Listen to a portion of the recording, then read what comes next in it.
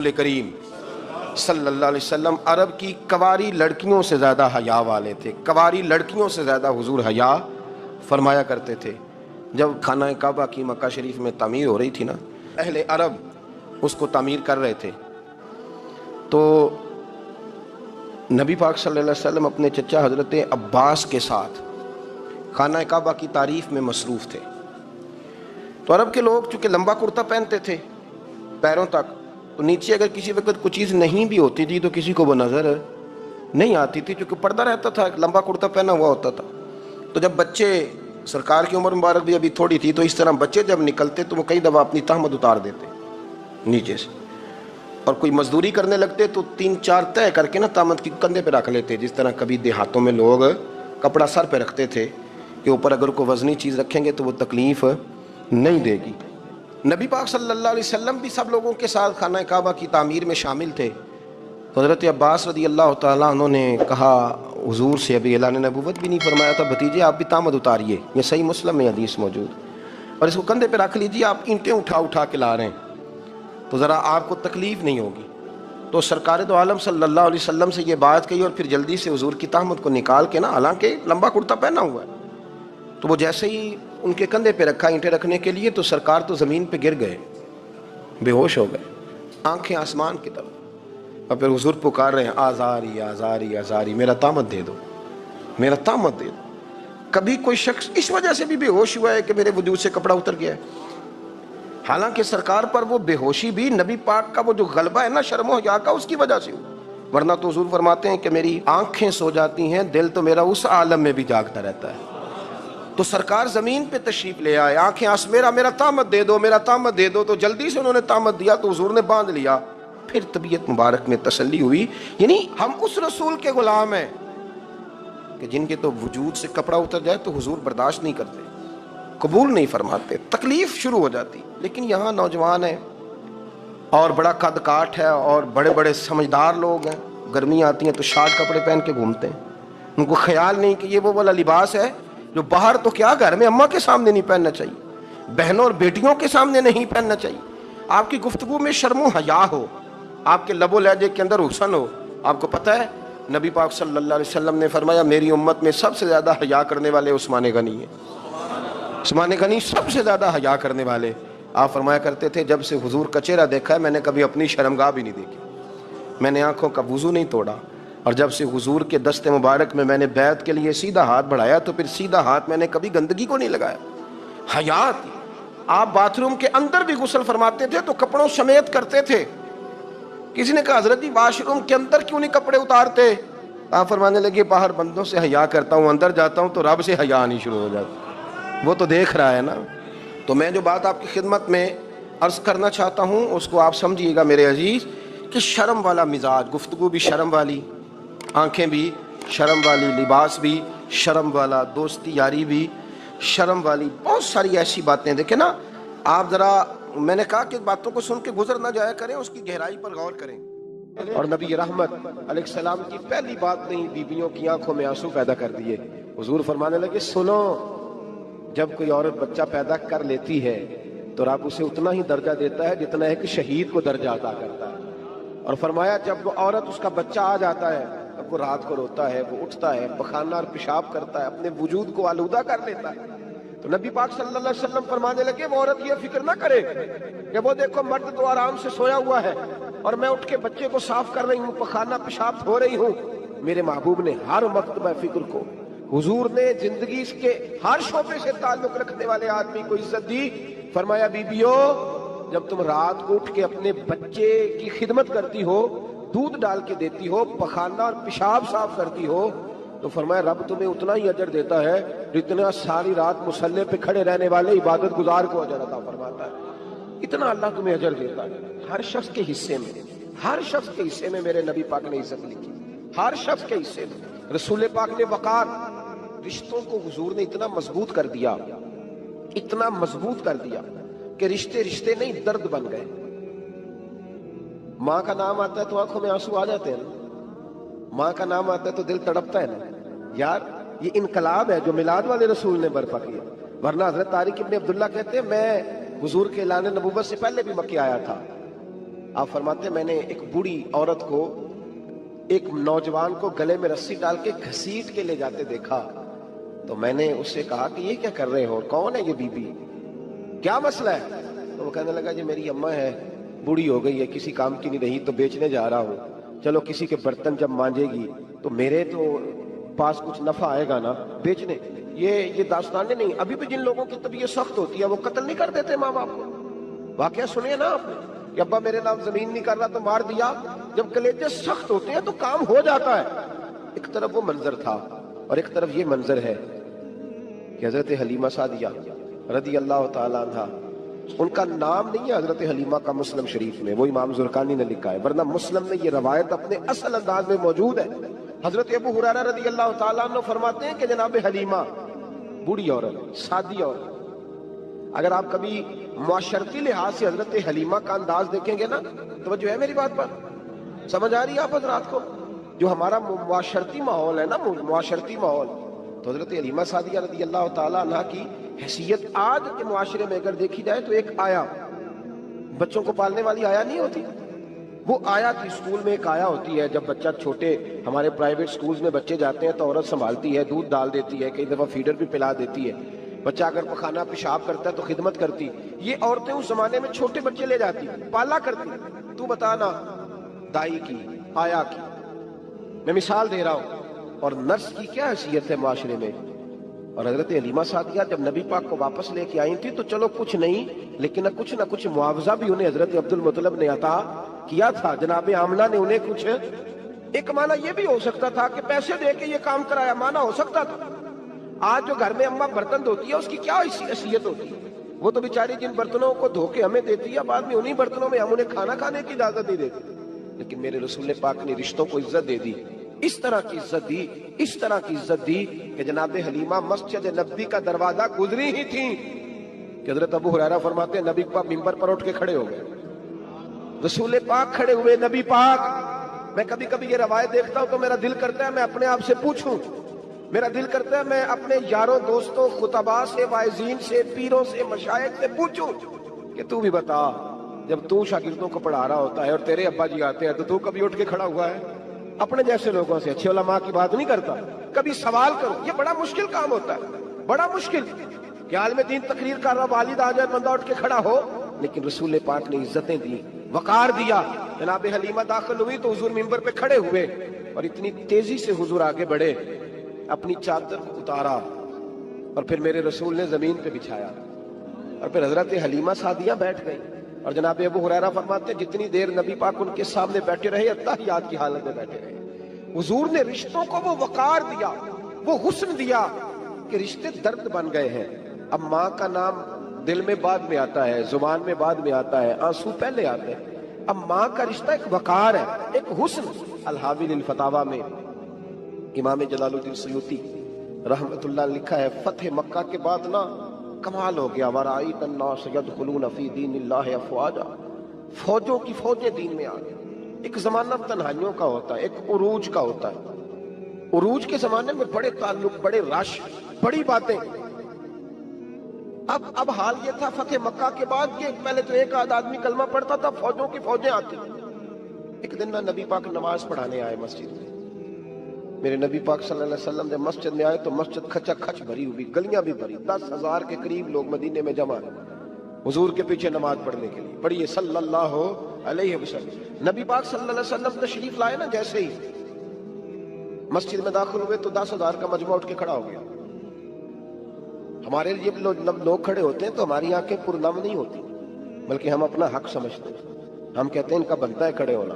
حالانکہ بھائی دنیا سب کے لیے کھڑی نہیں ہوتی، جب کوئی کھڑا ہونا تو نظر جھک جانی چاہیے اور تیرے دل میں خیال آنا چاہیے کہ یا اللہ مجھ پہ رحم ہی رکھنا، اے اللہ میری پردہ پوشی کرنا، یا اللہ یہ تیری دی ہوئی عزت ہے، مہربانی کر خفیہ تدبیر سے محفوظ فرما۔ لیکن ہمیں احساس نہیں ہوتا الا ماشاءاللہ۔ اللہ کے محبوب داخل ہوئے تو 10,000 کا مجمع کھڑا ہو گیا۔ 10,000 آدمی کھڑا ہو تو ایک کیف بنتا ہے، تو میرے جیسا آدمی تو ویسکوٹ سیدھی کرنے لگ جاتا ہے نا کہ بڑی شان ہے جناب، کالر ٹھیک کر لو، دستار سیدھی کر لو، کیا بات۔ اتنے لوگ بھی کبھی کسی کے گاڑی کے پیچھے بھاگے، لیکن نبی پاک کا انداز کیا تھا؟ رسول پاک کی آنکھوں میں آنسو آ گئے۔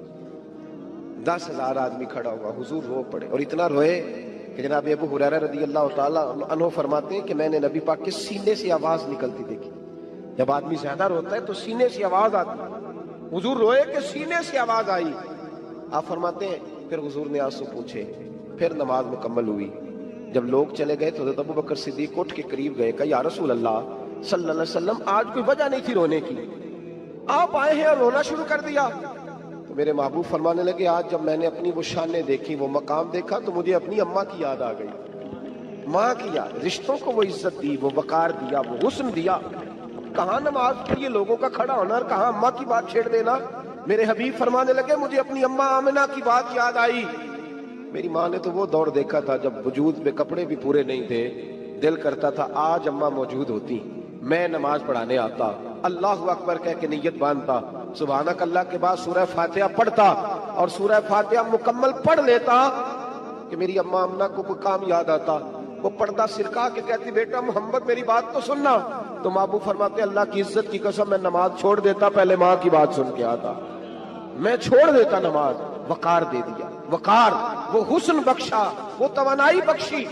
عرب کے اندر سال کے بعد عورتوں کا ایک میلہ لگتا تھا خانہ کعبہ کے پاس, صرف عورتیں اکٹھی ہوتی تھی, میلہ لگا ہوا تھا. ایک تورات جاننے والا یہودی عالم بھی آیا ہوا تھا. وہ بیبیوں کے مجمع پہ نظر ڈال کے کہنے لگا بیبیوں مرد کا کام تو کوئی نہیں عورتوں کے مجمع میں بات کرنا, لیکن میں تمہیں ایک پیغام دینے لگا ہوں. اللہ کے آخری رسول جو مکے میں پیدا ہونے والے ہیں ان کے آنے کا وقت قریب آ گیا ہے. وہ بیوی بڑی خوش نصیب ہوگی جنہیں ان کی رفاقت ملے گی. عورتوں نے جب دیکھا کہ مرد آ گیا عورتوں کے میلے میں تو انہوں نے ڈانٹا جھڑکا, کہا چل اٹھا اپنی کتابیں اور نکل جا. حضرت خدیجہ کہتی ہیں باقیوں نے ڈانٹا پر میں نے بات پلے سے باندھ لی, میں نے پلے سے باندھ لی اور میں انتظار کرنے لگی کہ اللہ کرے وہ نصیب میرے ہی ہو, اللہ کرے مقدر میرا ہی کھلے. آپ فرماتی میں تسبیح پڑھتی, درود پڑھتی, میں اس زمانے میں جو اللہ کا ذکر جس طرح ہوتا تھا وہ میں شروع کرتی, اور جب فارغ ہوتی تو میں التجا کرتی کہ اللہ میرے نصیبے کھول دے. کہتی ہیں آہستہ آہستہ آہستہ آہستہ میں حضور کی تعریف سننے لگی, آہستہ آہستہ تعریف سننے لگی. نبی پاک صادق ہیں, امین ہیں, سچے ہیں, دیانتدار ہیں. اس برے اور میلے معاشرے میں بھی وہ سب سے اعلیٰ بھی ہیں اور سب سے اجلے بھی ہیں, وہ سب سے پاکیزہ ہیں. میں سننے لگی تعارف, آہستہ آہستہ میں ان کی گرویدہ ہونے لگی. ادھر نبی پاک صلی اللہ علیہ وسلم اپنے چچا جناب ابو طالب کے پاس رہتے تھے, قحط آ گیا, حالات بگڑ گئے. حضور سید عالم صلی اللہ تعالی علیہ وسلم سے چچا کہنے لگے بیٹے اگر مال تجارت لے کے شام جاؤ تو بڑا نفع کماؤ گے, ہمیں ضرورت بھی ہے, اور اگر ہو سکے تو ختیجہ کا مال لے کے جاؤ. اور نبی پاک نے کہا چچا میں نہیں کہوں گا کسی سے جا کے, میں نہیں کہتا کسی سے جا کے, جو میرے نصیب میں ہوگا میرا رب خود عطا فرمائے گا, میں نہیں کہوں گا. مصطفیٰ نے تو نہیں کہا. حضرت خدیجہ رضی اللہ تعالیٰ عنہ کہتی ہے میں نے خود اپنی خادمہ کو بھیجا, میں نے کہا جا کے پوچھو تو صحیح کہ میرا مال قبول ہوتا بھی ہے کہ نہیں, پوچھو. نبی پاک صلی اللہ علیہ وسلم سے پوچھا, حضرت خدیجہ کی خواہش ہے کہ آپ مال لے کے جائیں, حضور نے قبول کر لیا. جناب خدیجہ الکبریٰ رضی اللہ تعالیٰ عنہ کے غلام تھے, میسرہ ان کا نام تھا. جناب خدیجہ نے ان کو ساتھ بھیجا, فرمایا ایک 3 باتیں ارشاد فرمائی. ایک تو فرمایا سارا رستہ غور سے دیکھنا میرے نبی کے ساتھ کیا معاملات درپیش ہوتے ہیں. ابھی اعلان نبوت نہیں کیا, فرمایا ذرا غور کرنا, میرے مصطفیٰ کا مطالعہ کرنا اور مجھے واپس آ کے سبق سنانا. وہ جو تم نے چہرہ بددعا کی تلاوت کی ہو ذرا مجھے واپس آ کے سنانا. جنہاں نے دل پر جانی ڈٹھا ہو اکھیاں ہی تک لیاں, تو ملے ہوں تے ساجن ملیا ہوں ناساں لگ پئیاں, ذرا جا کے نا تلاوت کرنا اور مجھے دکھ. اور دوسرا فرمایا تم میرے غلام ہو تو مصطفیٰ کے بھی غلام بن کے رہنا, میں سنتی ہوں کہ کردار کے, افکار کے, نظریات کے, عظمت کے بلند و بالا, وہ جیسے کہیں ویسے کرنا. اور تیسری حضرت خدیجہ نے نصیحت فرمائی, فرمایا محمد ابن عبداللہ صلی اللہ علیہ وسلم کی رائے سے اختلاف نہ کرنا. یہ چلتے ہوئے معاہدہ کیا, جو وہ کہہ دے سو کر جانا. غلام کہتے ہیں میں ساتھ گیا, باتیں میں نے سن لی, لیکن جب سفر شروع ہوا نا ابھی چند منزلیں طے ہوئی تھی, میں نے کہا خدیجہ آپ نے کیا نصیحت کرنی تھی, ان کے ساتھ جو رہے گا وہ ان کا غلام ہی بن جائے گا, ان کے ساتھ جو رہے گا. تو اجے میرا محبوب نہیں ڈٹھا جن ویکھ کے چن شرماوے, جے رکھے ہاتھ پھلاں وچ ہاتھ نال پھلاں رل جاوے, تے ادھی راتی چن چڑھ جاندے جدوں جلوہ فرماوے. مایا جو بھی ساتھ رہتا غلام ہو جاتا. میسرہ کہتے میں گیا, تجارت شروع ہوئی. کہتے ہیں نبی پاک صلی اللہ علیہ وسلم جب منڈی میں پہنچے تو لوگ قسمیں اٹھا اٹھا کے مال بیچ رہے تھے. اللہ کے محبوب جب گئے نا تجارت کرنے تو ایک آدمی کہنے لگا چلو معاذ اللہ بتوں کے نام تھے لات و منات، کہنے لگا لات کی عزا کی منات کی قسم اٹھاؤ، تو نبی پاک فرمانے لگے ان کی قسم اٹھاؤں جن کا میں نام لینا بھی پسند نہیں کرتا۔ ابھی اللہ نے نبوت نہیں کیا، اور فرمایا ویسے بھی میں قسم دے کے مال نہیں بیچتا، خریدنا ہے تو خریدو، نہیں خریدنا تو نہ خریدو۔ کہتے ہیں لوگ قسمیں اٹھا اٹھا کے پیچھے جاتے تھے، پر میرے نبی جس سے رخ پھیرتے تھے وہ نبی پاک کے پیچھے ہو جاتا تھا۔ ماتے کئی گنا زیادہ نفع کمایا۔ ہم رستے میں تھے، حضور ایک درخت کے نیچے آرام کرنے لگے، ایک عیسائی راہب غار میں بیٹھا تھا، نکل کے آ گیا، مجھ سے کہنے لگا مجھے وہ جانتا تھا، میں سنا یہ کس کو ساتھ لائے، یہ کون ہے؟ میں نے کہا اہل قریش کے ایک معزز آدمی ہے۔ کہنے لگے یار جس درخت کے نیچے یہ لیٹے ہوئے ہیں یہاں عام آدمی نہیں لیٹ سکتا، یہاں وہی لیٹے گا جو اللہ کا سچا رسول ہوگا، یہاں دوسرا کوئی لیٹ ہی نہیں سکا، یہ رسول ہے، ان کا خیال رکھنا، خیال رکھنا۔ کاش میں اس وقت تک زندہ رہوں جب یہ نبوت کا اعلان کریں۔ میسرہ کہتے ہیں میں غلام ہو گیا، نبی پاک صلی اللہ علیہ وسلم کی ادائیں مجھے بھانے لگیں۔ جب واپسی پہ نکلے تو گرمی بڑی شدید تھی، فرماتے ہیں جب دھوپ تیز ہوتی تو بادل کا سایہ آ کے حضور پہ سایہ کر دیتا، بادل کا ٹکڑا نبی پاک پہ۔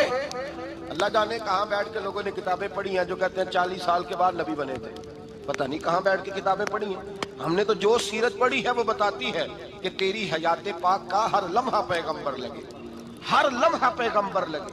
یہاں تو وہ لوگ جو کئی سال پہلے 20 اور 25 سال پہلے حضور سید عالم صلی اللہ علیہ وسلم کی رفاقت میں رہے وہ اعلان کر، لوگ پتہ نہیں کہاں بیٹھ کے کتابیں پڑھتے ہیں، کہاں بیٹھ کے۔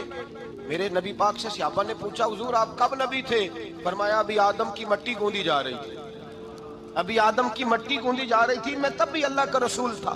میرے بھائی نبی رحمت سید عالم صلی اللہ علیہ وسلم کے غلام حضرت خدیجہ کے غلام کہتے ہیں واپس آیا، اور پہلے بھی کئی دفعہ حضرت خدیجہ کا مال گیا تھا، بڑے نفع آئے تھے، پر جو نفع اس سال آیا وہ پہلے کبھی نہیں آیا تھا۔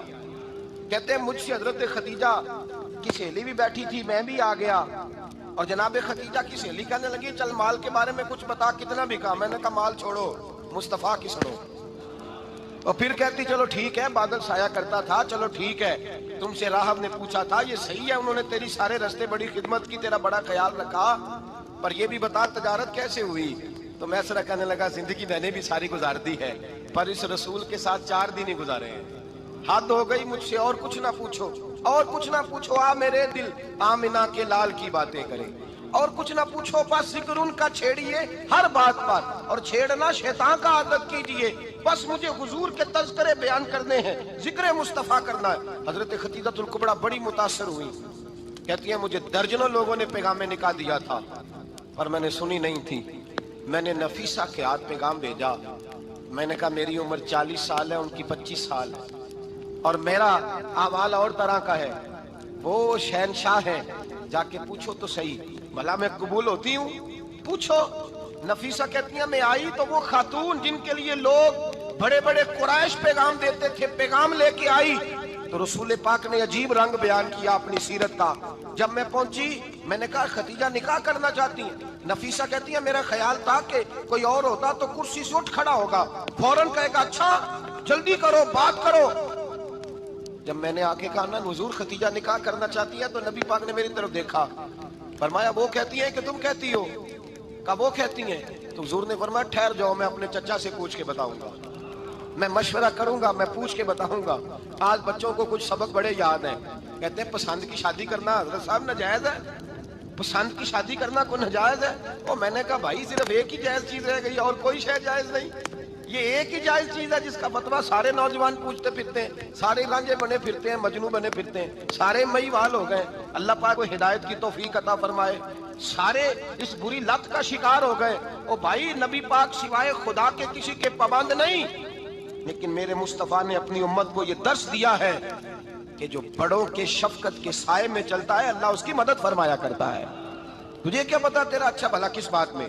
کہا نکاح کرنا چاہتی ہوں، فرمایا چچا سے پوچھ کے بتاؤں گا۔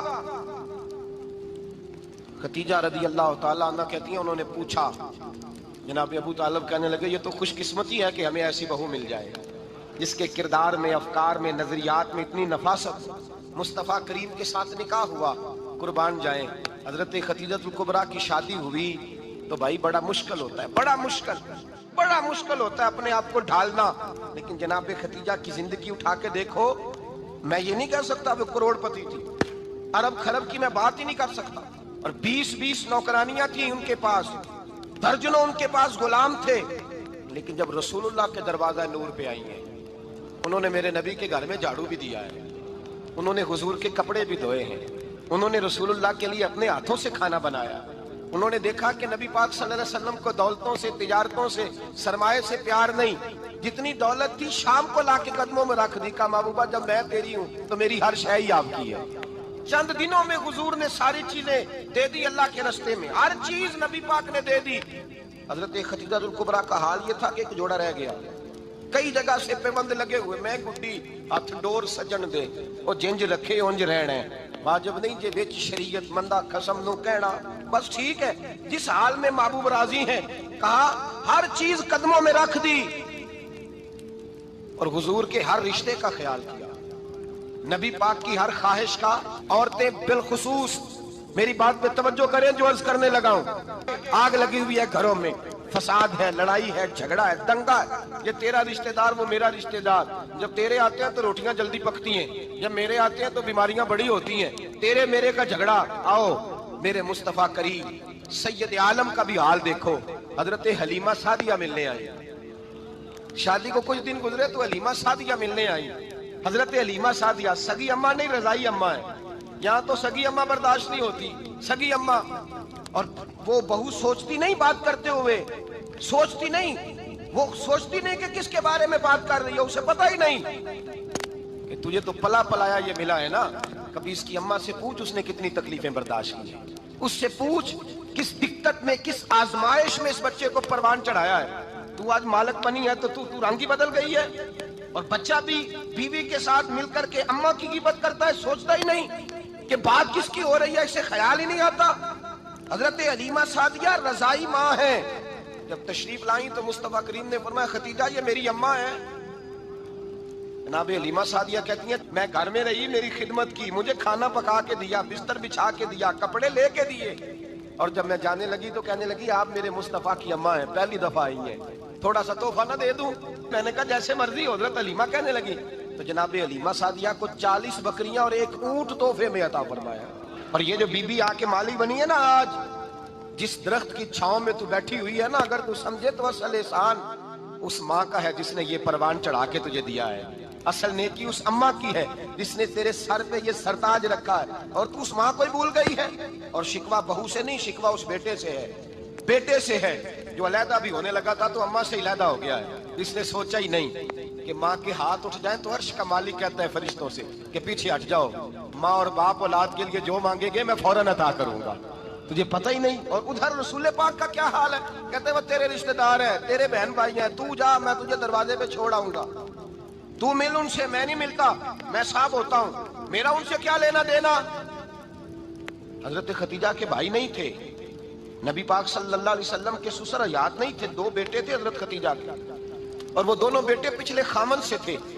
जरा अकल की कसौटी पर तोलिएगा कि किसी बीबी के बेटे हो और पिछले खामन से हो, उस आदमी का रवैया किस तरह का होता है। लेकिन मेरे रसूल पाक का रवैया इस तरह का था। मैं आपको सीरत की किताबों से इमाम हल्बी ने, कस्तलानी ने, साहिब फतहुल बारी ने लिखा है रसूल कायनात सैयद आलम सल्लल्लाहु अलैहि वसल्लम सोए होते थे। और जागो और सुनो, अल्लाह करे हजरत खतीजा का मेरे नबी से रिश्ता और मेरे नबी का हजरत खतीजा का रिश्ता हमारी समझ में आ गया तो समझ लो हमारे घर जन्नत बन जाएंगे, रोशनी फैल जाएगी। समझो और सीखो। हजरत आयशा सिद्दीका फरमाती हैं नबी पाक सो जाते थे ना दोपहर को तो कहती थी मौला अली से लेकर अबू बकर सिद्दीक तक किसी की ताकत नहीं होती थी हुजूर को आके बेदार करे, सुबह अदब समझा जाता था। और मैं एक जुमला आगे बढ़ा के कहूंगा, मैं कहूंगा अम्मा जी आप तो मौला अली से लेकर अबू बकर सिद्दीक तक फरमाती है ना, हमारा तो अकीदा ये है कि मुस्तफा सो जाए तो जिब्रील भी नहीं जगा सकते, वो भी नहीं आ सकते, वो भी हाथ बांधे खड़े हैं कि मौला कैसे जगाऊं। हजरत जिब्रील भी नहीं जगा सकते। लेकिन हजरत आयशा सिद्दीका फरमाती हैं मैं थी मदीने में के हजरत खतीजा के विसाल, मैं मदीने में हुजूर के घर में थी, नबी पाक मेरे घर में मौजूद थे और सैयद आलम सोए हुए थे। हजरत खतीजा के पिछले खामंद के बेटे जनाबे हाला आ गए और वो मस्जिद में आके बोले, मस्जिद में तवज्जो करना, मस्जिद में बोले, उन्होंने मस्जिद में आके पूछा कि नबी पाक कहाँ है। مسجد میں جناب عائشہ صدیقہ فرماتی ہیں حضور سوتے ہوئے بیدار ہو گئے. حضور طامت سمیٹی, فوراً سر کے اوپر کپڑا رکھا. میں نے کہا حضور کہاں جا رہے ہیں؟ فرماتی ہے میں نے ایک دفعہ پوچھا تو حضور نے 3 دفعہ فرمایا میرا حالہ آ گیا ہے, میرا حالہ آ گیا ہے, میرا حالہ آ گیا ہے, ختیجہ کا بیٹا آ گیا ہے. میرے رسول پاک صلی اللہ علیہ وسلم نے بی بی کے رشتوں کا جو تقدس بیان کیا اس کو سمجھیے. فرمایا حالہ آیا ہے, بیدار ہو کے خود تشریف لے گئے. یہ تو حالہ تھے نا, بڑے بیٹے حضرت خدیجہ کے سب سے, ان کا نام ہند تھا. اور حضرت ہند سے کوئی بندہ تعارف پوچھتا نا, نبی پاک کا جو حلیہ ملتا ہے نا کتابوں میں, سیرت کی کتابوں میں, حضور کا مکھڑا کیسا تھا. مکھ چند بدر شاشانی ہے, متھے چمک دی لاڈ نورانی ہے, کالی زلف تیاک مستانی ہے, مخمور اکھی ہیں مد بریاں. یہ جو حضور کا حلیہ ملتا ہے نا, یہ حضرت ہند کا بیان کیا ہوا ہے. وہ بیان کیا کرتے تھے کہ نبی پاک کی آنکھیں کیسی تھی, حضور کے جلوے کیسے تھے. وہ بیان حضرت خدیجہ کے بیٹے ہیں. کوئی ان سے پوچھتا کہ بڑے راضی رہتے ہو ہند, بڑے راضی رہتے ہو, تو حضرت ہند کیسے راضی کیسے نہ رہوں, راضی کیسے نہ رہوں. میرے بھائی کا نام علی المرتضیٰ ہے, بہن کا نام فاطمہ الزہرا ہے, ماں کا نام خدیجہ الکبریٰ ہے, اور باپ کا نام محمد مصطفیٰ ہے. میں راضی کیسے نہ رہوں. حضرت خدیجہ الکبریٰ کے رشتوں کے ساتھ رسول اللہ کا پیار, ان کے رشتے. کنز المال میں حضرت عائشہ صدیقہ کی حدیث ہے. جناب عائشہ فرماتی ہیں دوپہر کو حضور آرام کرتے تو کوئی آیا نہیں کرتا تھا. ایک دن ایک بوڑھی آ گئی دروازے پہ, اس نے چھڑی پکڑی ہوئی. کہتے ہیں وہ اندر آئی تو نبی پاک بڑی تیزی کے ساتھ اٹھے. حضور سید عالم نے قریب بٹھایا. دیر تک حضور باتیں کرتے رہے, دیر تک گفتگو ہوتی رہی. فرماتے ہیں حضور نے اسے کوئی اضافی وقت دیا. عام سے آپ اس وقت آتے نہیں تھے, حضور کے آرام کا وقت تھا, اضافی وقت دیا نبی پاک نے. اور فرماتے ہیں جب وہ جانے لگی تو نبی پاک نے تحفے بھی عطا فرمائے. اور پھر ایک غلام سے, حضرت بلال سے یا کسی غلام سے فرمایا کہ ساتھ جاؤ اور گھر چھوڑ کر کے آؤ. نبی پاک صلی اللہ علیہ وسلم نے اعزاز دیا. حضرت عائشہ صدیقہ فرماتی ہیں دیر تک ملاقات بھی, تحفے بھی, انفرادی ملاقات. بعد میں نبی پاک صلی اللہ علیہ وسلم لیٹ گئے. میرے دل کے اندر خیال آیا کہ حضور جائیں گے اور جب رات کو واپس آئیں گے تو پھر میں پوچھوں گی کہ حضور یہ بی بی کون ہے, حضور اب آرام کر رہے ہیں. فرماتی ہیں میرا خیال تھا کہ یہ سوال شام تک میرے ذہن میں رہے گا کہ یہ کون ہے. آپ نے بڑا اعزاز دیا, دروازے تک چھوڑنے گئے. حضرت عائشہ صدیقہ فرماتی ہیں میں سوچ رہی تھی آرام کر رہے ہیں, اور میں نے جیسے ہی نگاہ ڈالی تو حضور تو گہری سوچ میں گم ہے, نبی پاک سوچوں میں گم ہے اور آنکھیں کھلی ہوئی. فرماتی ہے میں قریب جا کے بیٹھی, قدموں پہ ہاتھ رکھا. میں نے کہا محبوبہ یہ بی بی کون تھی, اتنی دیر آپ نے ملاقات کی اور وہ چلی گئی ہے تو ابھی خیالات ہیں, تصورات ہیں.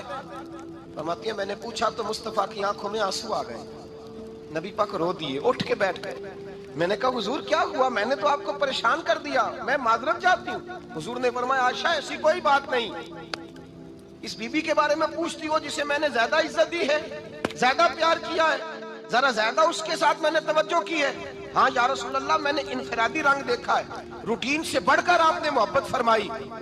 تو میرے مصطفیٰ نے فرمایا یہ جو عورت آئی تھی نا جو میرے پاس بیٹھی رہی ہے یہ میری زوجہ جناب خدیجہ کی سہیلی ہے, یہ حضرت خدیجہ کی سہیلی ہے, جناب خدیجہ کی سہیلی. فرمایا یہ مکے میں خدیجہ سے ملنے آیا کرتی تھی, خدیجہ اسے وقت دیتی تھی, پاس بٹھاتی تھی, کھانا کھلاتی تھی, دکھ سکھ سنتی تھی, اور تھوڑی غریب ہے, جب یہ جاتی تھی تو خدیجہ تحفے بھی دیتی تھی. فرمایا آج جب یہ آئی ہے تو خدیجہ کی یادیں تازہ ہو گئی. دیر تک میں نے اس سے بات کی ہے, گفتگو کی, جاتے دفعہ تحفہ دیا ہے, اس لیے کہ حسن العہد من الایمان, اچھے طریقے سے وعدہ نبھانا یہ بھی ایمان کا حصہ ہے. اچھے طریقے سے عہد نبھانا, تعلقات نبھانا یہ بھی ایمان کا حصہ ہے. حضرت خدیجہ کی سہیلیوں سے رسول اللہ صلی اللہ علیہ وسلم کا رشتہ. پہلی وحی نازل ہوئی نبی پاک پر.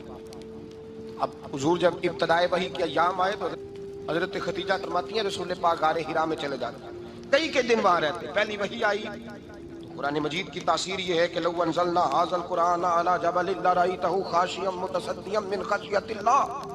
فرمایا اگر میں پہاڑوں پہ نازل کروں قرآن کو تو وہ بھی میرے خوف سے ریزہ ریزہ ہو جائے. اتنی تاثیر ہے. جب حضور کے قلب اطہر پر آیا تو نبی پاک کانپتے ہوئے گھر آئے, زملونی مجھے چادر اڑاؤ. حضرت خدیجہ نے چادر دی, بیٹھ گئے. کہا خدیجہ آج تو آنے والا آیا ہے, اقرأ بسم ربک الذی خلق, یہ آیات اس نے مجھے دی ہیں اور میں بڑے خوف کے عالم میں ہوں. حضرت خدیجہ کے لفظ بڑے حسین ہیں. جناب خدیجہ الکبریٰ رضی اللہ تعالیٰ عنہ کیا فرماتی ہیں, کہتی ہیں یا رسول اللہ صلی اللہ علیہ وسلم آپ غم نہ کریں, رب آپ کو رسوا نہیں کرے گا، عزتیں عطا کرے گا۔ اور دلیل کیا ہے؟ حضرت خدیجہ فرمانے لگی دلیل یہ ہے کہ آپ غریبوں کی مدد کرتے ہیں، مسکینوں کا خیال رکھتے ہیں، اور محبوبہ کمزوروں کا بوجھ آپ اٹھاتے ہیں۔ جس کے اندر یہ خوبیاں ہوتی ہیں اللہ اسے عزت ہی عطا فرمایا کرتا ہے۔ حضرت خدیجہ الکبریٰ رضی اللہ تعالیٰ عنہ سب سے پہلے نبی پاک پہ ایمان لائی۔ بڑا مشکل ہوتا ہے، ہمارے جو فلسفے کے لوگ ہیں وہ کہتے ہیں بہت بڑا ولی اللہ بھی ہو تو بیوی اس کی مان جائے، یہ مشکل ہوتا ہے کام، یہ مشکل ہوتا ہے۔ حضرت خدیجہ الکبریٰ رضی اللہ تعالیٰ عنہ سب سے پہلے ایمان، اور کس طرح کا ایمان؟ کس طرح کا ایمان؟ ابن ماجہ میں روایت ہے، غور کرنا۔ حضرت قاسم نبی پاک صلی اللہ علیہ وسلم کے صاحبزادے، حضور کی 6 اولادیں، 4 بیٹیاں 2 بیٹے حضرت خدیجہ سے ہوئے، 4 بیٹیاں اور 2 بیٹے۔ دھوکہ دیتے ہیں بعض لوگ، کہتے ہیں حضرت خدیجہ کی ایک ہی بیٹی تھی۔ حضرت قاسم حضور کے بیٹے تھے، وہ وصال کر گئے۔ حضرت خدیجہ ابھی دودھ پلاتی تھی کہ شہزادے پردہ کر گئے۔ ایک دن گھر میں بیٹھی ہوئی تھی تو کہنے لگی یا رسول اللہ صلی اللہ علیہ وسلم، میرے بیٹے قاسم کے حصے کا دودھ میرے وجود میں بھر آیا ہے، کاش میرا رب اتنا موقع دیتا کہ میرا بیٹا مدت رضاعت ہی پوری کر لیتا، وہ دودھ پی لیتا۔ نبی پاک نے فرمایا خدیجہ تو غم نہ کر، اللہ تبارک و تعالیٰ نے تیرے بیٹے کی مدت رضاعت جنت میں پوری کر دی ہے، جنت میں پوری کر دی ہے۔ اور نبی پاک نے اپنا اختیار بیان فرمایا ابن ماجہ میں، رسول پاک نے فرمایا اگر تو کہے تو میں یہاں بیٹھے بیٹھے تجھے تیرے بیٹے کی آواز سناؤں، عرض کروں رب کی بارگاہ میں ابھی تجھے سناؤں تیرے بیٹے کی بات، ابھی وہ جنت میں بولے۔ لطف نہیں آیا آپ کو اس بات کا؟ میں ابھی سناؤں تجھے بات، سیاستہ کی روایت، ابھی سناؤں تیرا بیٹا بولے گا جنت میں، آواز یہاں مکے میں آئے گی، سناؤں؟ بڑے لوگ کرامت دیکھنا چاہتے ہیں، معجزہ دیکھنا چاہتے ہیں، کہتے نہیں میں تو وہ دیکھ کے آؤں گا۔ کہا سناؤں؟ حضرت خدیجہ کا ایمان دیکھیں، کہنے لگی محبوبہ مجھے سننے کی کیا ضرورت ہے، میں خدا کو بھی مانتی ہوں، محمد مصطفیٰ کو بھی مانتی ہوں، میں بن دیکھے ہی مانتی ہوں، بن دیکھے ہی مانتی ہوں، مجھے سننے کی ضرورت ہے، آپ نے کہہ دیا تو سو ہو گیا، مجھے حاجت ہے۔ حضور کہہ رہے ہیں اگر تو کہے تو دعا کروں، التجا کروں، ابھی آواز اللہ سنا دے، ابھی سناؤں؟ حضرت خدیجہ کہتی ہے نہیں حضور میں بن دیکھے ہی، میں ان لوگوں میں سے نہیں ہوں جو پہلے دیکھ داکھ کے آئیں، پلٹ کے آئیں، دیکھ کے سودا کریں، میں تو ان لوگوں میں سے ہوں جو بن دیکھے مانا کرتے ہیں، یؤمنون بالغیب کی قائل، رسول اللہ صلی اللہ علیہ وسلم پہ ایمان لائے۔ اور پھر نبی پاک صلی اللہ علیہ وسلم نے جیسا کہا حضرت خدیجہ نے ویسا کیا۔ اور حضرت عائشہ کی روایت ایسی بھی ملتی ہے، جناب عائشہ سے کسی نے پوچھا تھا کسی نے جنت کی نعمتیں بھی کھائی ہیں؟ تو حضرت عائشہ کہنے لگی ہاں، ایک دفعہ نبی پاک نے جنت کے انگوروں کا خوشہ توڑ کے حضرت خدیجہ کو کھلائے تھے، وہ انگور وہاں سے توڑ کے جناب خدیجہ کو حضور نے انگور کھلائے۔ نبی پاک صلی اللہ تعالیٰ علیہ وسلم پر ایمان لائی، ہر موقع پر حضور کا ساتھ دیا، تکلیفیں دیکھیں، آزمائشیں دیکھیں۔ حضرت خدیجہ کا جو وقت حضور کے ساتھ گزرا ہے نا، وہ سارا آزمائشوں کا وقت۔ 15 سال شادی کو ہوئے تو نبی پاک نے اعلان نبوت کیا، باقی کے 10 سال 25 سال کی رفاقت رہی، سخت مسئلہ تھا، کفار کی مخالفت، بہت زیادہ مال تھا، پھر غربت آئی، پورا مکہ سلوٹ کرتا تھا، پھر وہ سارا شہر مخالفت کرنے لگا۔ حضرت خدیجہ الکبریٰ ڈٹ کے رسول اللہ کا ساتھ دیتی، ہر موقع پر کسی جگہ شکوہ نہیں کیا۔ یہاں عورتیں بول پڑتی ہیں، کہتی ہیں جب سے تیرے گھر آئی ہوں سکھ نہیں دیکھا، جب سے یہاں آئی ہوں کچھ نہیں دیکھا، جب سے یہاں آئی ہوں بڑی آزمائش میں ہوں۔ حضرت خدیجہ الکبریٰ مال لے کے آئی ہیں، لیکن انہوں نے دیکھا کہ مصطفیٰ کو غریبی پسند ہے تو غریب ہو گئی۔ جیم جان دا کچھ وسا نہیں ہو، جان یار نو دے تے شاد ہو جا، اسے دل دے ہیں فساد سارے، دل در پر نو دے تے آزاد ہو جا، جیو رکھے آباد تے رو وسدا تے جدو کرے برباد ہو جا۔ کہا یا رسول اللہ جس بات میں آپ راضی ہیں میں بھی اسی بات میں راضی ہوں۔ جناب خدیجہ رضی اللہ تعالیٰ عنہ مکمل وقت رسول اللہ کا ساتھ دیا۔ شیب ابی طالب کے 3 سال قید میں گزارے۔ بھئی جس عورت نے ساری زندگی مال دیکھا ہو، اعلیٰ سے اعلیٰ کھانا کھایا ہو، بڑے گھر میں وقت گزارا ہو، قیدی ہو کے وقت گزارا، اور آپ اگرچہ قریش میں سے تھی لیکن جس شاخ سے حضور تھے بنو ہاشم اس میں سے نہیں تھی آپ۔ حضرت خدیجہ رضی اللہ تعالیٰ عنہ یہ کہہ سکتی تھی کہ یہ بائیکاٹ جو 3 سال مکے والوں نے کیا اور ایک چھوٹی سی وادی میں قید کر دیا ہے بنو ہاشم کو، تو یہ میرا بائیکاٹ نہیں ہے۔ نبی پاک صلی اللہ تعالیٰ علیہ وسلم نے اجازت بھی دی کہ اگر تم چاہو تو علیحدہ رہ سکتی ہو، بائیکاٹ تو میرا ہے، لیکن حضرت خدیجہ نے کہا نہیں، تیرے قدموں میں رہوں، غیر کی ٹھوکر پہ نہ ڈال، جھڑکیاں کھاؤں کہاں چھوڑ کے صدقہ تیرا، اور تیرے قدموں میں جو ہے وہ غیر کا منہ کیا دیکھے، کون نظروں پہ چڑھے دیکھ کے تلوا تیرا۔ کہ حضور میں نے نہیں جانا، 3 سال پتے کھا کے وقت گزارا، 3 سال پانی پی کے وقت گزارا۔ آپ فرماتی ہیں کئی راتیں ایسی بھی گزری جن میں خدیجہ نے کھایا ہی کچھ نہیں، وقت گزار دیا، زندگی گزار دی، 3 سال ایک لمحے کے لیے شکایت نہیں کی۔ او بھائی، ایسی وفادار ماں کا تو روز ذکر ہونا چاہیے۔ ایسی اعلیٰ حضرت فرماتے ہیں حق گزارے رفاقت پہ لاکھوں سلام، حق گزارے رفاقت پہ۔ اچھا میں دعا کرنے لگا ہوں کہ آپ سارے حضرت خدیجہ پہ سلام پڑھیں۔ حق گزارے رفاقت پہ لاکھوں سلام، لاکھوں سلام۔ حضرت خدیجہ الکبریٰ رضی اللہ تعالیٰ عنہ نے حق ادا کیا، سیدی ماں، پہلی ماں، کہف امن و امان، حق گزارے رفاقت پہ لاکھوں سلام۔ حضرت خدیجہ الکبریٰ رضی اللہ تعالیٰ حق ادا کیا۔ 3 سال کا وقت سوشل بائیکاٹ کا وقت تھا، سوشل بائیکاٹ، لیکن حضرت خدیجہ الکبریٰ نے حضور کے ساتھ ٹائم گزارا۔ بائیکاٹ ختم ہوا، آسانی کا وقت آیا تو خدیجہ بیمار ہو گئی۔ ام المومنین سیدنا خدیجہ رضی اللہ تعالیٰ عنہ علیل ہوئی، علالت شدید ہوئی تو نبی پاک آ کے سرانے بیٹھے۔ قربان جاؤں، آج لوگ اتنی نوکری نہیں کرتے جتنا احسان جتلاتے ہیں، کہتے ہیں وہ فلاں مولوی صاحب کو روٹی میں دیا کرتا تھا، وہ فلاں آدمی کے ساتھ اس کو تو آگے پہنچایا ہی میں نے۔ کریڈٹ پکڑ پکڑ کے لوگ اپنے کھاتے میں ڈالنے کے چکر میں ہوتے ہیں، لوگ اس قدر زیادہ پیار نہیں کرتے جتنا جتلاتے ہیں۔ حضرت خدیجہ الکبریٰ نے سکھایا ہے انداز امت کو کہ وفا کیا ہوتی ہے۔ حضرت خدیجہ نے ساری زندگی نوکری کی، ساری زندگی وفا کی۔ وقت وصال آیا، حضور کو بلایا، اللہ کے محبوب تشریف فرما ہوئے۔ صاحب ابن الشام کہتے ہیں حضرت خدیجہ رو پڑی، کہنے لگی محبوبہ میں نبی کی بیوی تھی، میں خدمت کا حق نہیں ادا کر سکی، کوئی غلطی ہو گئی ہو تو مجھ سے درگزر کر دیا جائے، مجھے معاف کر دیا جائے۔ یہ کہہ کے رونے لگی۔ نبی پاک نے فرمایا تو غلطی کی بات کرتی ہے، خوش ہو جا، میرے رب نے وعدہ فرمایا ہے کہ تو دنیا میں بھی میری بیوی ہے تو جنت میں بھی تو ہی میری بیوی بنے گی۔ وعدہ کیا ہے اللہ تبارک و تعالی، میں نے تجھے پسند کیا ہے، جنت میں بھی تو ہی میری بیوی ہے۔ میرے نبی کریم سید عالم صلی اللہ علیہ وسلم نے حضرت خدیجہ الکبریٰ رضی اللہ تعالیٰ عنہ سے اس قدر زیادہ، حضرت عائشہ فرماتی ہیں اکثر گھر میں اکثر نبی پاک حضرت خدیجہ کا ذکر چھیڑ دیتے۔ یہاں تو آدمی بہن کا ذکر نہیں نہ کر سکتا بیوی کے سامنے، اماں کا ذکر نہیں کر سکتا، معاملہ خراب ہو جاتا، بڑا مشکل ہو جاتا، مشکل ہے۔ حضرت عائشہ صدیقہ بظاہر تو سوکن تھی نا، لیکن حضرت عائشہ بیان کرتی ہیں، کہتی ہیں نبی پاک سب سے زیادہ حضرت خدیجہ کا ذکر کرتے تھے گھر میں، اکثر ذکر ہوتا۔ خدیجہ یوں کرتی تھی، خدیجہ یہ کام اس طرح کرتی تھی، خدیجہ کا یہ رنگ ہوتا تھا، اس کا یہ طریقہ ہوتا تھا، اس کا یہ طرز حیات تھا، وہ ایسے چلتی تھی، وہ ایسے، اکثر حضور بیان کرتے۔ حضرت عائشہ فرماتی ہیں مجھے رشک ہوتا، رشک، ناز کرتی میں، کیا مقدر ہے خدیجہ کی۔ کہتی ہے ایک دن نا میں نے کہا ذرا بات تو کروں، کہتی ہے نبی پاک گوشت لائے، مجھے کہا عائشہ ذرا گوشت صاف کرو، پکاؤ اور ذرا شوربہ زیادہ کرنا۔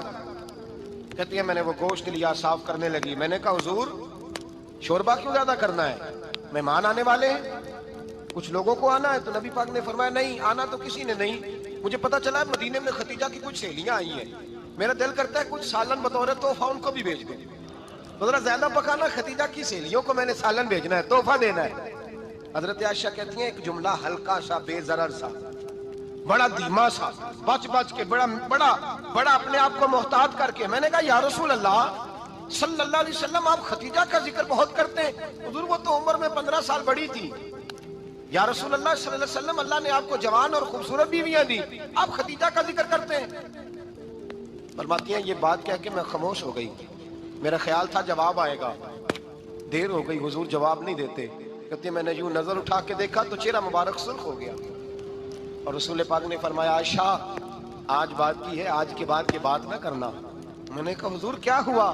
فرماتے ہیں پہلے جلال تھا، پھر اچانک وہ جلال آنسو میں بدلا، اور حضور نے رو کے فرمایا عائشہ تم ساری بیویاں سکھوں کے وقت آئی ہو، خدیجہ تو میرے دکھوں کی ساتھی ہے، وہ تو میری آزمائشوں اور تکلیفوں کی ساتھی، اس نے تو میرے ساتھ وقت کٹھن بتایا، جب لوگ مجھے پتھر مارتے، میرے رستے میں کانٹے بچھاتے، میں پریشان ہو کے لوٹتا، اس کے ایک ہاتھ میں دودھ کا پیالہ ہوتا، ایک ہاتھ میں کھجوریں ہوتی، دودھ پلا کے کھجور کھلا کے بستر بچھا کے روٹی دے کے کہتی محبوبہ غم نہ کرنا، اللہ بڑی عزتیں عطا فرمائے گا، اللہ بڑی شانیں عطا فرمائے گا۔ میرے رسول کریم سید عالم صلی اللہ تعالی علیہ وآلہ وسلم۔ اور پھر امام ابن حجر نے لکھا ہے، آپ فرماتے ہیں بعض لوگوں پہ حضور نے کبھی جلال بھی فرمایا ہے، کبھی کبھی جلال بھی فرمایا، اور حضور کا جلال بھی بڑی رحمت والا ہے۔ نبی پاک نے فرمایا اللہ اگر میں اپنے کسی امتی کو جھڑک دوں تو اسے اتنا ثواب دینا جتنا تو فرد نماز کا ثواب عطا کرتا ہے۔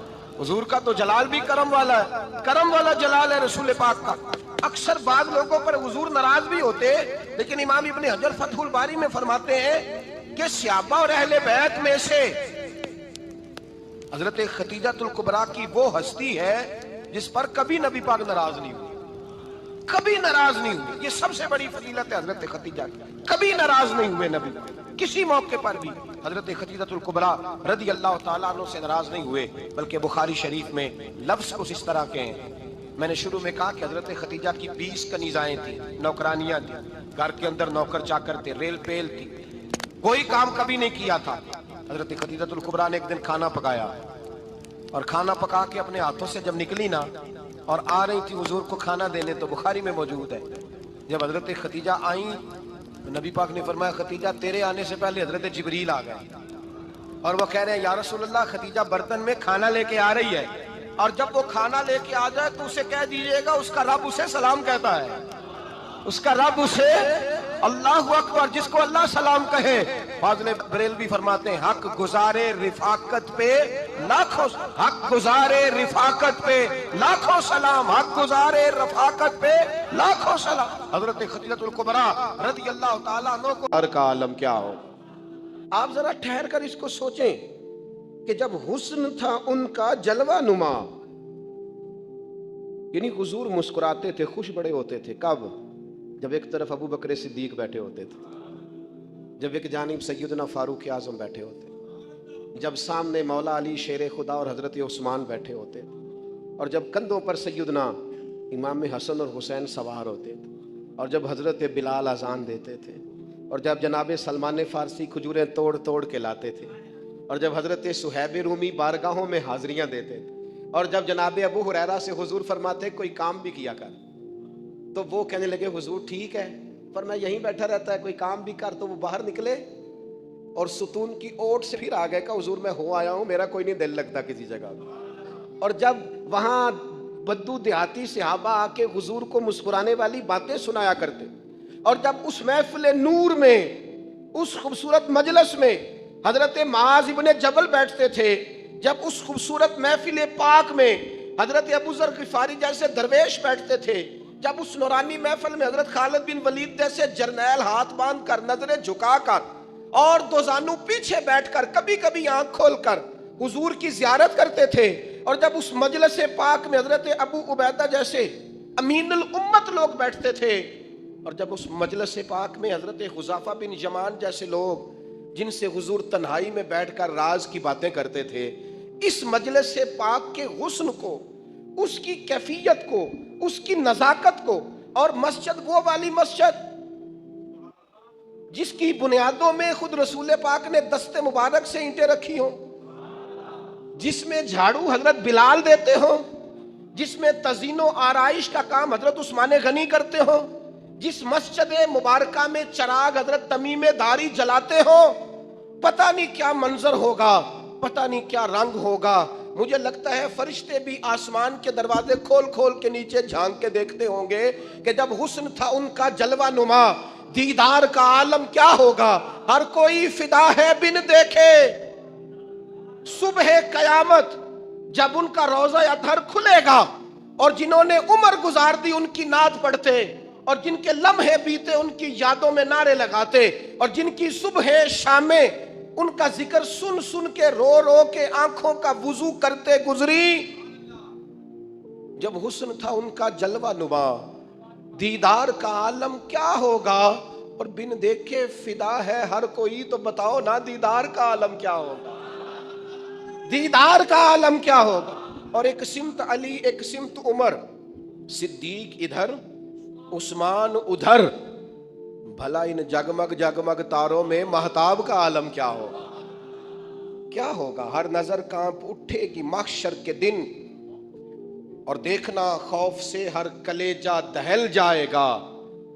اوڑھ کر کالی کملی وہ آ جائیں گے، سارے محشر کا نقشہ بدل جائے گا۔ ہمارے استاد تھے مولانا تحسین رضا صاحب، محدث بریلوی، ان کا شعر ہے بڑا انوکھا۔ وہ فرمایا کرتے تھے جس کو کہتے ہیں قیامت، حشر جس کا نام ہے۔ جس کو کہتے ہیں قیامت، لیکن نا غلام کی سب سے بڑی خواہش اور آرزو یہ ہے کہ حضور کی زیارت نصیب ہو۔ کبھی ان کا چہرہ نظر آئے، لنگ کئی مہینے تے برس گئے تے تیری دید نو دیدے ترس گئے۔ تو کہا وہ تو جشن کا دن ہوگا جس کو کہتے ہیں قیامت، اور حشر جس کا نام ہے۔ تیرے دیوانوں کے لیے وہ دن تو جشن عام ہے۔ ہم تو جشن منائیں گے کیونکہ زیارت نصیب ہو جائے گی۔ ہم تو جشن منائیں گے کہ حضور کے جلوے، تیرے دیوانوں کے لیے وہ دن تو جشن عام ہے۔ میرے نبی کریم علیہ الصلوۃ والسلام کی صفائی کا، نفاست کا، حضور کے حسن کا، ظاہری حسن کا جو اللہ نے دیا تھا، اس کا حال یہ ہے کہ رب فرماتا ہے وَالضُّحَىٰ وَاللَّيْلِ إِذَا سَجَىٰ، محبوب تیرے چمکتے ہوئے چہرے کی بھی قسم ہو، اور جب اس کے گرد زلفیں چھا جاتی ہیں مجھے اس کی بھی قسم ہو۔ اور حضرت عبداللہ بن رواحہ نبی پاک کے صحابی ہیں، وہ فرماتے ہیں کہ حضور کوئی معجزہ نہ دکھاتے، نہ چاند توڑتے، نہ ڈوبا سورج موڑتے، نہ درختوں سے کلمہ پڑھواتے، کوئی معجزہ نہ دکھاتے، پھر بھی نبی پاک کا چہرہ اتنا خوبصورت تھا کہ لوگوں نے دیکھتے جانا تھا اور کلمہ پڑھتے جانا تھا۔ یہ حضور علیہ السلام کے ظاہری حسن کا حال تھا، لیکن اس کے باوجود اللہ کے محبوب آئینے کے سامنے کھڑے ہو کے کنگھی فرماتے تھے، تیل استعمال فرماتے تھے۔ اللہ کے محبوب علیہ السلام اپنے بالوں کے درمیان سے مانگ نکالتے تھے، آدھے بال ایک طرف ہوتے تھے، آدھے ایک طرف ہوتے تھے، اور صحابہ فرماتے ہیں کئی دفعہ حضور امامہ اتارتے تو ان بالوں کے بیچ جو خوشبو لگی ہوتی اس کا رنگ بھی ہم دیکھا کرتے۔ حضور صاف لباس پسند کرتے تھے۔ ایک شخص کو حضور نے دیکھا، اس نے میلے کچیلے کپڑے پہنے، تو حضور نے ٹھنڈی آہ بھری، فرمایا کاش یہ دھو کے کپڑے پہنتا۔ ایک شخص کو دیکھا بال بکھرے ہیں، کنگھی نہیں کی، تو حضور فرمانے لگے کاش یہ کنگھی کر لیتا۔ نفاست پسند آدمی پہ نا بوجھ بنتا ہے۔ جو آدمی، آپ کو پتہ ہے کہ امام شافعی تو فرماتے ہیں جمعے والے دن غسل کرنا واجب ہے، ماتے غسل نہ کرے تو جمعہ ہی نہیں ہوگا۔ اگرچہ ہمارے امام صاحب کے نزدیک سنت ہے۔ یہ سنت کب بنا؟ ایک دن نہ بہت سارے لوگ اپنے اپنے کام سے اٹھے مسجد میں آ گئے، مسجد نبوی میں۔ کوئی کسان تھا تو کھیت سے اٹھ کے آ گیا، کوئی مزدور تھا تو مزدوری سے اٹھ کے آ گیا۔ تو مسجد میں جب بہت سارے لوگ جمع ہوئے نا، تو بعض لوگوں کو دقت محسوس ہوئی، تو رسول کریم علیہ السلام نے فرمایا کتنا ہی اچھا ہو کہ تم جمعے والے دن نہا کے آیا کرو۔ بس وہ صحابہ کا مزاج ہمارے والا نہیں تھا کہ تفصیل بتائیں، حکمت بتائیں، ملے گا کیا، ثواب کتنا، نہ نہائے تو گناہ، یہ کوئی نہیں۔ حضور نے کہا کہ نہا کے آؤ تو کتنا ہی اچھا ہے۔ پھر کسی صحابی نے کبھی بھی بغیر غسل کیے جمعہ ادا ہی نہیں کیا، کسی نے بغیر غسل کے کبھی جمعہ ادا ہی نہیں کیا نا۔ اسلام بڑا خوبصورت دین ہے۔ حضور نے فرمایا جو کچا پیاز کھائے وہ مسجد نہ آئے، پہلے مسواک کرے، دانت صاف کرے، پھر آئے۔ نبی پاک صلی اللہ علیہ وسلم نے فرمایا جو کچی مولی کھائے مسجد نہ آئے۔ مولی کھانا جائز ہے، پیاز کھانا جائز ہے، لیکن منہ سے بدبو آتی ہے۔ نبی پاک علیہ السلام کا ظاہری حسن کیا بات ہے۔ میلاد مبارکہ میں نبی پاک علیہ السلام کی جو چیز بڑی کھل کے واضح آتی ہوتی ہے وہ رسول اللہ کا حسن و جمال ہے۔ آپ کی والدہ، آپ کی والدہ، آپ کی والدہ سیدہ طیبہ طاہرہ حضرت سیدہ آمنہ رضی اللہ تعالیٰ، اماں جی کہتی ہیں کہ میرے محبوب جب میرے بطن اقدس میں آئے تو جو تکالیف عورتوں کو ہوتی ہے مجھے ان میں سے کوئی تکلیف بھی نہیں ہوئی، اور اماں جی کہتی ہیں مجھے کبھی کوئی ثقل، کوئی بوجھ محسوس نہیں ہوا، اور فرماتی ہیں کہ جو ولادت کے وقت لوگوں کو، عورتوں کو تکلیف ہوتی ہے مجھے وہ بھی نہیں ہوئی، اور فرماتی ہیں کہ نبی کریم علیہ السلام پیدا ہوئے تو ہمیں حضور علیہ السلام کی ناف کو کاٹنا نہیں پڑا، ناف بریدہ پیدا ہوئے، ختنہ شدہ پیدا ہوئے۔ آپ کو پتہ ہے عورتیں غسل دیتی ہیں بچے کو پیدا ہونے کے بعد، لیکن میرے محبوب نے سجدہ ہی کر لیا پیدا ہوتے ہی، امتی امتی کہتے ہوئے پیدا ہوئے۔ حق نے فرمایا کہ بخشا الصلاۃ والسلام، اور پہلے سجدے پر روز ازل سے درود۔ میرے امام فاضل بریلوی کا جو انداز تکلم ہے نا، اس کی بھی حد ہی کوئی نہیں، کوئی حد ہی نہیں، کہاں تک ان کی محبت جاتی، کہنے لگے پہلے سجدے پہ روز ازل سے درود، یادگاری یہ امت پہ لاکھوں سلام، یادگاری یہ امت پہ لاکھوں سلام۔ بتائیے بغیر وضو کے، بغیر غسل کے سجدہ ہو جاتا ہے؟ تو حضور نے سجدہ کر کے بتایا کہ اللہ نے مجھے پاک صاف پیدا کیا ہے۔ نبی پاک صلی اللہ علیہ وسلم کی والدہ نے جب یہ باتیں ارشاد فرمائیں تو لوگوں نے پوچھا ان سے کہ اماں جی پھر آپ ایک جملے میں بتائیں کہ ماجرا سارا کیا تھا، آخر ایک ولادت تو ہوئی نا، آپ کے وجود اطہر سے ایک بچہ تو نکلا، تو یہ کیا تھا؟ تو سیدہ آمنہ فرمانے لگی خرج منی نور، بس میرے وجود سے ایک نور نکلا ہے، بس میرے وجود سے ایک، اور روشنی آتی جاتی ہے تو کسی کو تکلیف نہیں دیتی، ایک نور نکلا۔ میرے رسول کریم علیہ السلام کو ظاہری حسن بھی کمال دیا، اور پھر حضور کی نفاست پسندی، صفائی پسندی۔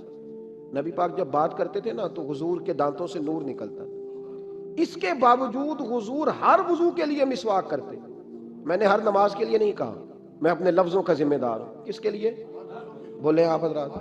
ہر وضو کے لیے، یعنی اگر نبی پاک نے وضو نماز کے لیے کیا تب بھی مسواک کی، اور اگر قرآن شریف کی تلاوت کے لیے کیا تو پھر بھی مسواک کی، کسی اور موقع کے لیے وضو فرمایا تو پھر بھی مسواک کی۔ اور سیدہ عائشہ فرماتی ہے جب بھی حضور گھر سے نکلنے لگتے پہلے مسواک فرماتے، حالانکہ رسول پاک کے دندان اقدس تو نور والے تھے، ضرورت ہی نہیں تھی۔ ہماری تعلیم کے لیے نفاست پسندی۔ ایک بات میں نے شروع کرنی ہے پر آپ نے ناراض نہیں ہونا، پہلے وعدہ کر لیں، جڑے نہیں بولے انہوں نے کی آتا ہے ہو جانا ہے، چلو ہو جائے جی، کوئی گل نہیں، خیر ہے، ہو جائیں آپ ناراض۔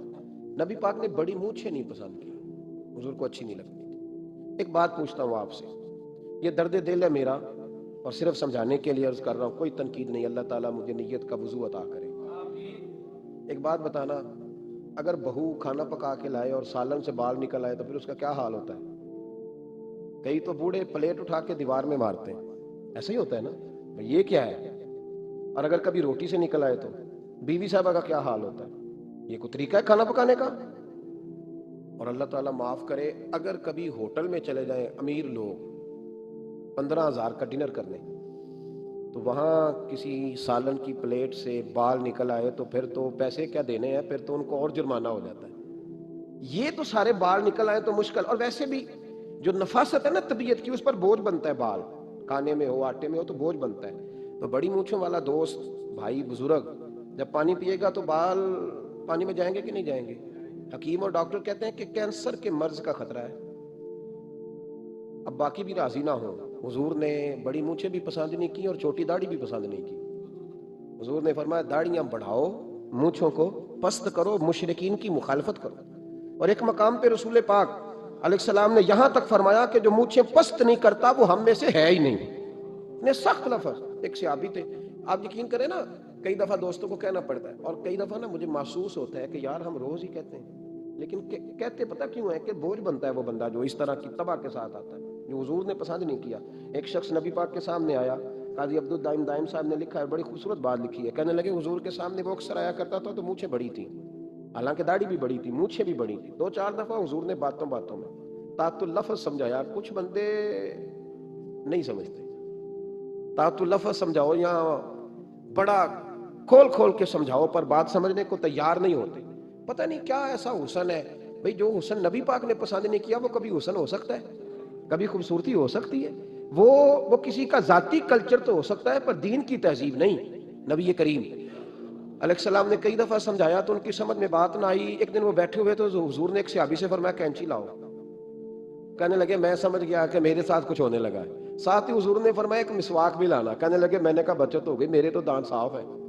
تو یہ شاید اس کی بات ہونے لگی ہے جس کے دانت بھی ٹھیک نہیں۔ دونوں چیزیں جب آ گئی نا تو حضور اٹھے اور نبی پاک نے مسواک ان کے ہونٹوں پہ رکھی، اسی صحابی کے ہونٹوں کے اوپر مسواک رکھ کے تو اوپر سے حضور نے مونچھیں کاٹ لی۔ فرمایا یہ نہ ایسا کرو، یہ چیز مجھے پسند نہیں ہے۔ حضور نے نفاست پسندی کو، اب تو اللہ تعالیٰ خیر کرے ملنگ آ گئے مارکیٹ میں، ملنگ درویشی فقیری، ان کے پاس رش بھی زیادہ ہے، ان کے درباروں پہ بھی رش زیادہ ہے جی۔ کہتے ہیں حضرت صاحب درویش آدمی ہے، بھئی روٹی تو پورے ٹائم پہ کھاتا ہے، مونچھیں کٹوانے میں ہی درویش ہو گیا ہے، نہ بال کٹواتا ہے نہ مونچھیں کٹواتا ہے۔ یہ گرو نانک کی تعلیمات ہیں، یہ نبی پاک کی تعلیم نہیں۔ وجود کا کوئی بال نہ کٹوانا یہ سکھوں کا طریقہ ہے، مسلمانوں کا یہ انداز، یہ کدھر کی فقیری ہے؟ دین کوئی غلاظتوں والا معاذ اللہ کہ بابا کپڑے نہیں بدلتا، بابا غسل نہیں کرتا، بابا بال نہیں کٹواتا، بابا ہے پاگل ہے؟ قطعی طور پر کوئی فقیری نہیں، فقیری صرف وہ ہے جو میرے نبی نے کیا ہے صلی اللہ تعالی۔ اس منبر پر بیٹھنا فقیری ہے چونکہ حضور ہر جمعے بیٹھا کرتے تھے، مسلح پہ نماز پڑھانا فقیری ہے، چونکہ حضور ہر جمعے ہر پانچوں نمازوں کی حضور امامت فرماتے۔ دین کی تبلیغ کرنا فقیری ہے جو میرے نبی پاک کیا کرتے، خلاف پیغمبر کسے راہ گزیر، وہ فقیری نہیں، وہ تماش بھی نہیں ہے، لوٹنے کا طریقہ ہے، اس کے علاوہ کوئی سٹائل نہیں۔ فقیری صرف وہ ہے جو رستہ میرے رسول پاک نے ہمیں عطا فرمایا، اس سے ہٹ کر کوئی فقر نہیں۔ میری بات کی سمجھ آ گئی آپ حضرات کو؟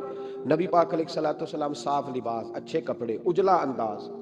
اچھا، جو بات جہاں میں لے کے جانا چاہ رہا ہوں اس کو سمجھیں۔ ایک آدمی ظاہری طور پر بڑا خوبصورت ہو پر کپڑے میلے کچیلے پہنے، وہ بھی بندہ اچھا نہیں لگتا۔ ظاہری بھی حسن ہو، کپڑے بھی اس کے صاف ہوں، لیکن بولے سخت، باتیں ترش کرے، تلخ جملے بولے، تو اس کی بھی ساری پرسنالٹی ڈیمیج ہو جاتی، ختم۔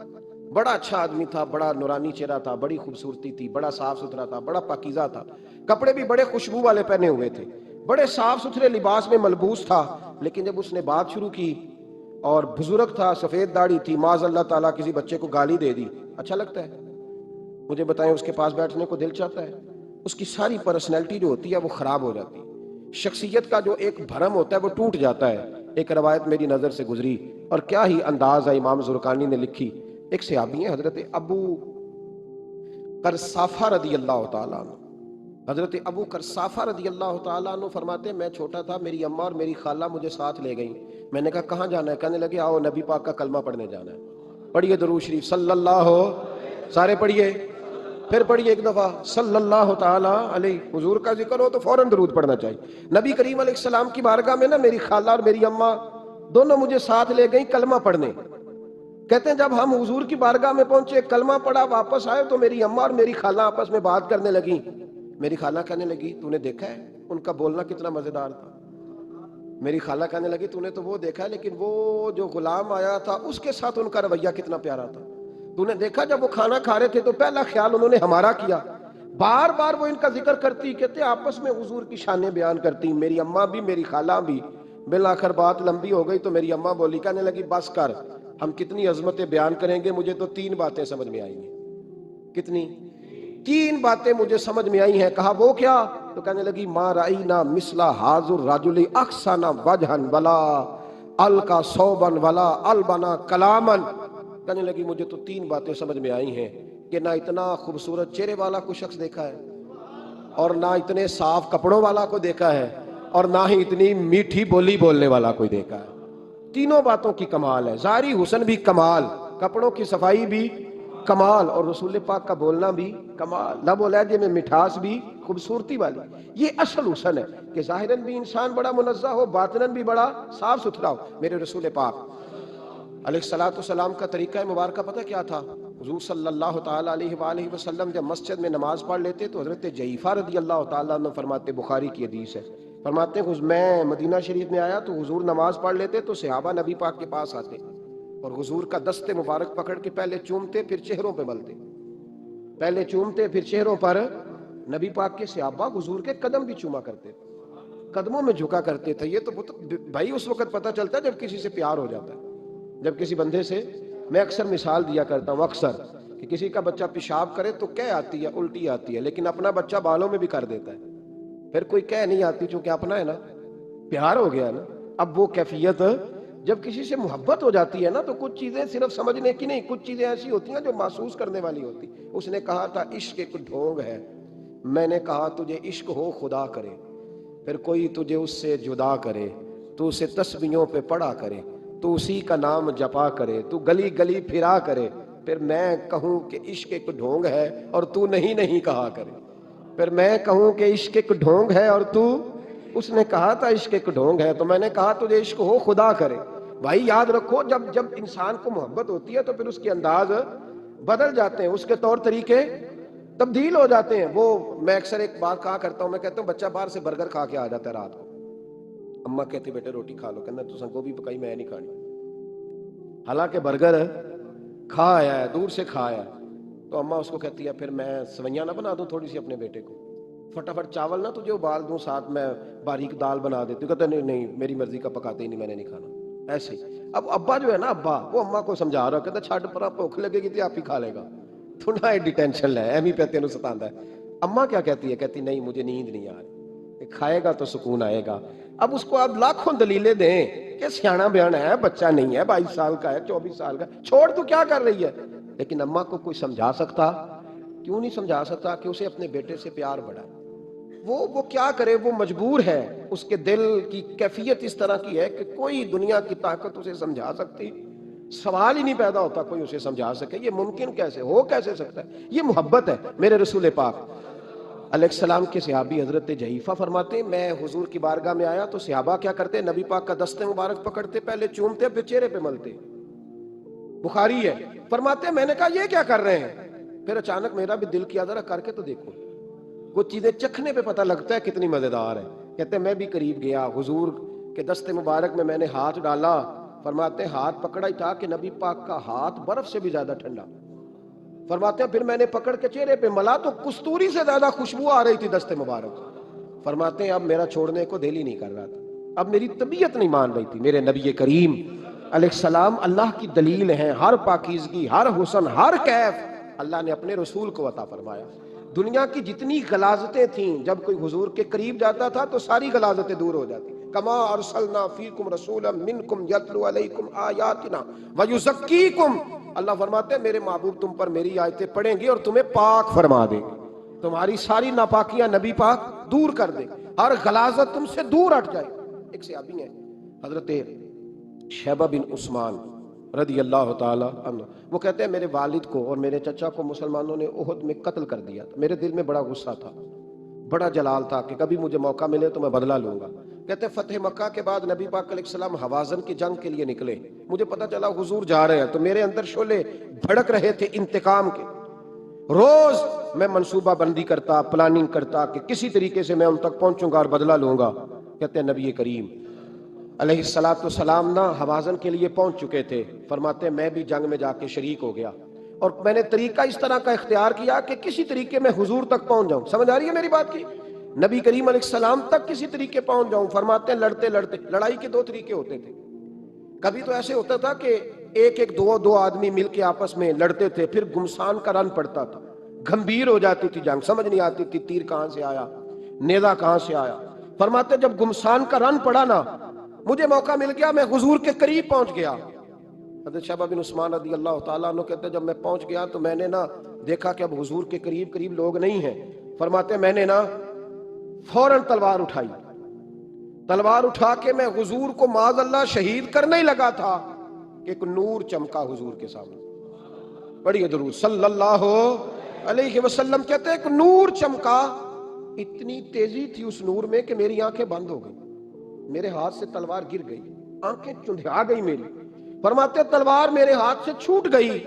اب جب وہ روشنی مدھم ہوئی نا تو میں نے دیکھا نبی پاک سامنے کھڑے مسکرا رہے ہیں۔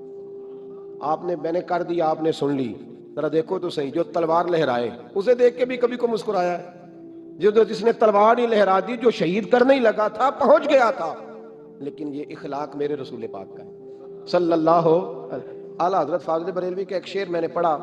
کچھ چیزیں ایسی ہوتی ہیں جو بس وہ آتی تو سامنے ہیں لیکن وہ اتنا لطف دے جاتی ہیں کہ ٹھنڈا ہو جاتا ہے مزاج۔ رات کو میں شعر پڑھ رہا تھا اعلیٰ حضرت کا فاضل بریلوی رحمت، اور میں نے شعر پڑھا تو مجھے اچھا لگا سنانا۔ ایک دوست کو میں نے فون کیا، میں نے کہا یار ذرا شعر تو سن لے، یہ پہلی دفعہ نظر سے گزرا ہے، ابھی سیدھا سادہ لیکن روح تک اتر گیا۔ اعلیٰ حضرت فرمانے لگے نبی پاک کے بارے میں، فرمانے لگے سیدھی سیدھی روش پر کروڑوں درود، سیدھی سیدھی روش پر، بالکل سیدھی ہے حضور کی باتیں، کسی پیچیدگی کی ضرورت نہیں۔ کہنے لگے سیدھی سیدھی روش پر کروڑوں درود، سادی سادی طبیعت پہ لاکھوں سلام، سادی سادی طبیعت پہ سیدھی سیدھی روش پر کروڑوں درود اور سادی سادی طبیعت پہ لاکھوں سلام۔ میرے نبی کریم صلی اللہ علیہ وسلم مجھے دیکھ کے مسکرائے اور فرمایا جب حضور مسکرائے نا تو میں نبی کریم علیہ السلام کو دیکھ کے حیران ہوا کہ میں نے تلوار تانی تھی اور حضور نے مسکرانا شروع کیا۔